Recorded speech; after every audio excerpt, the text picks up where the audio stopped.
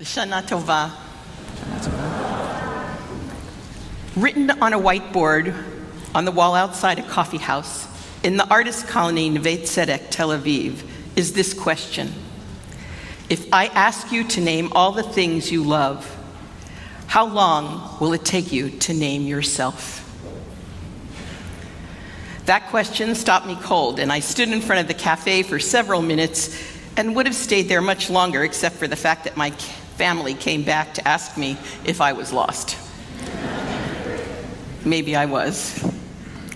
I remember thinking I would not have made the list at all, and said a bit later to my cousin, a humanistic rabbi, could be that there is a sermon in this.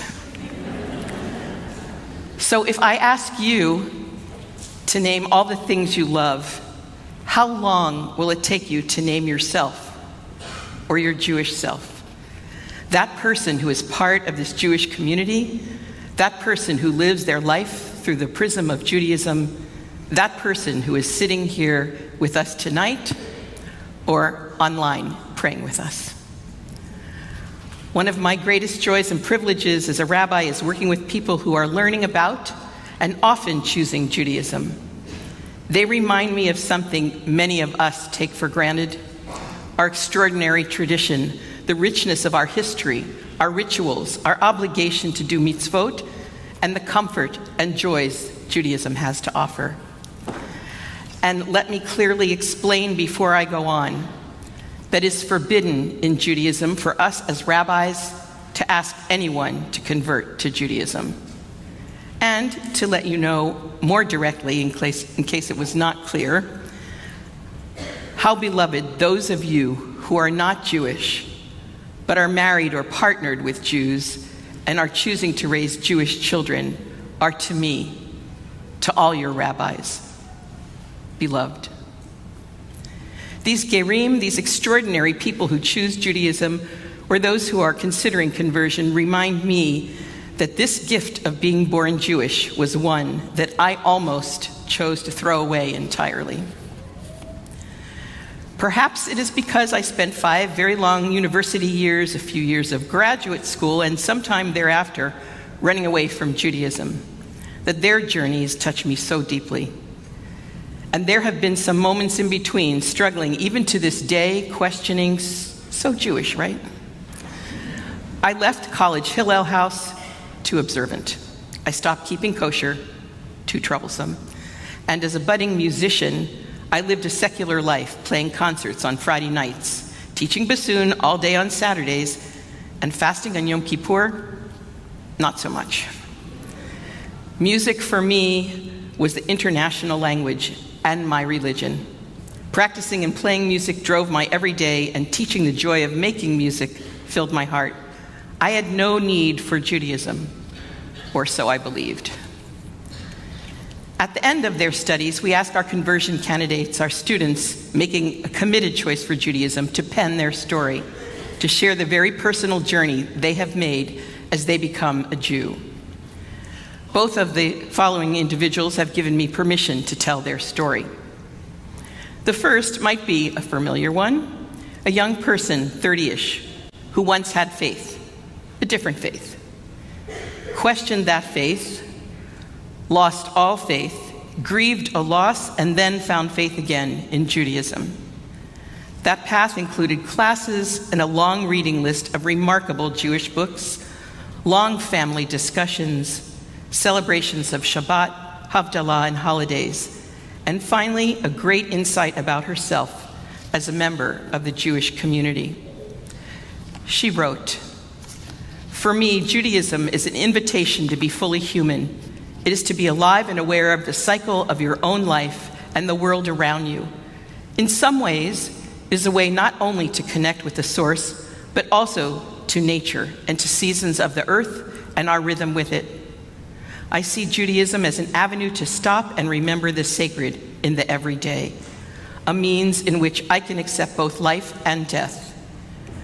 I love that Judaism embraces even the most difficult aspects of life. It does not try to avoid the pain, but rather pauses in it to see how to connect with God, with ourselves, and with community. I find for me the practices of Judaism, lighting Shabbat candles, saying the Shema, are an invitation to something deeper within myself.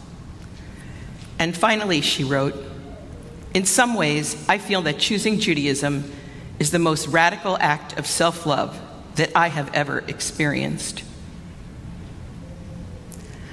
And there's one more powerful journey I want to share with you, this one among dozens upon dozens of remarkable personal stories.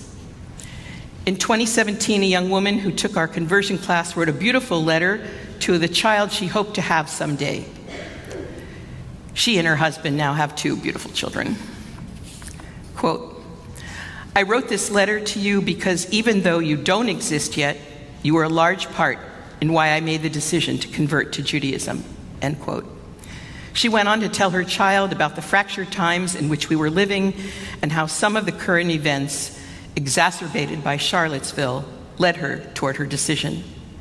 Quote, in my exposure to the Jewish community in which your dad grew up, I have always had a high level of respect for Judaism. It has always been easy to respect the focus on family, compassion, and the social justice of Reform Judaism. Your dad and I are raising you to be Jewish because we believe in the equality, empathy, compassion, and kindness that it teaches, and the importance of honoring traditions and history. My greatest hope is that you may never feel persecuted because you have been raised Jewish or for anything else that may make you different, just as I hope that all children grow up in a future without discrimination for their skin, faith, gender, or who they choose to love. But in the event that you ever do, I hope this letter and the choices your dad and I have made in raising you gives you the strength not only to be proud of what may make you different, but have the strength and kindness to stand up for others who experience discrimination and hatred because of their differences, end quote. This is love. She made a choice for herself, for her family, a choice for Judaism. These stories and paths toward Judaism have moments of pain and struggle, but they also have moments of immense joy. You can understand why working with those who fall in love with Judaism is a passion for me. So back to my own story. I separated from or left Judaism because I grew up in a traditional home and felt myself a failure in my Jewish life. I did not eat Jewish, pray Jewish, marry Jewish, and believe faithfully in God. And I kept myself separated from Jewish communities. Ultimately, that did not go very well, and it was also misguided. One day, as I played Mozart's Requiem in a beautiful cathedral in Boston, I found myself weeping at the performance's end. Something crucial in my life was missing. I returned to Judaism, beginning with an Israeli folk dance troupe for which I played and sang for several years, and a band, similar to, but not as amazing as the group sitting before you. And by attending Harvard Hillel services with friends on the rare Friday nights I had off. The services were solely music with a short sermon given by the rabbi. Well, the music overpowered the sermon, but the rabbi was learned and passionate. I remember the Jewish music of my childhood, the prayers painted musically throughout my heart. My roots were what were missing in my deeply secular musical life. One might say, quote, and all the rest is history, end quote. But I am here to tell you honestly, it was not always an easy road that led me to combine Judaism and music, Israel, cantorial school, congregational life with rabbinic school added in. But it was a choice, Yisrael, of one struggling with God and tradition, a choice of returning, a choice of rejoicing, and a choice of renewing every day. Now that you have heard these stories, I want to ask all of you, why are you here? Not the big why are we here question. This is Rosh Hashanah, we save that stuff for Yom Kippur. The why are you here I'm asking is, what is your reason today to be here? You are sitting with us in this Beth Israel sanctuary or the courtyard or the chapel, at home online, or you're participating from college, graduate school, or wherever you currently are living or traveling. Still, here you are. Why? Are you here to renew your faith? Is it to rejoice in a tradition and hear the shofar, or to return to a place as familiar? Are you here because you love Judaism, Torah, tradition, your family, even God? Are you here to find comfort, hoping and praying for peace in a broken world? Choosing Judaism means choosing hope, tradition, faith and community, and of course, love.